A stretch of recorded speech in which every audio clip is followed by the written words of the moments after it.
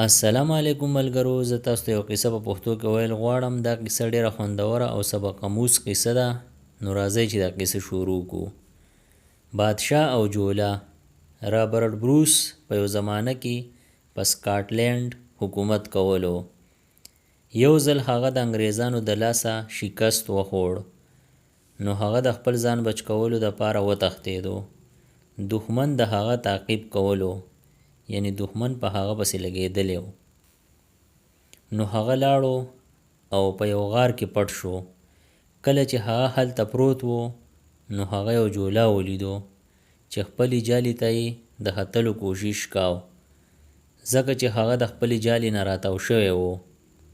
جولا بار بار کوشش وکړو، نو هر ځل به راتاوېدو. هغه 9 ځله کوشش وکړو، خو ناکامیابه شو.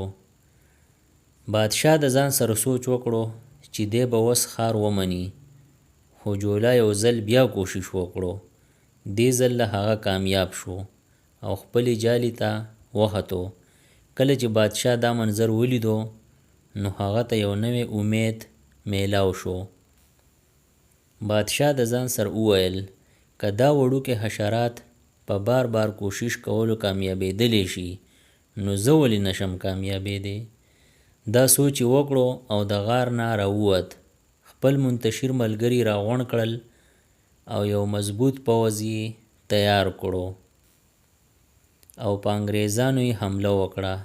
دې ځل له هغه په بهادرۍ سره جنګ وکړو او دښمن له یې ماتې ورکړو. اخلاقي سبق پکې دا دی چې بار بار کوشش کوئ. که تاسو په فیوچر کې نورې داسې ویډیوګانې خوښول غواړئ، نو دا پیج لایک کړئ او فالو کړئ او بل دا چینل سبسکرایب کړئ او د بیل آیکن ووهئ. نور چې کومې داسې ویډیوګانې راځي، نو تاسو به ترې په وخت خبرېږئ. ډیره مننه.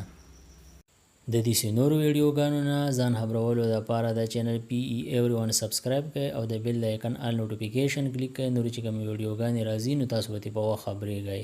تھینکس فار واچینګ.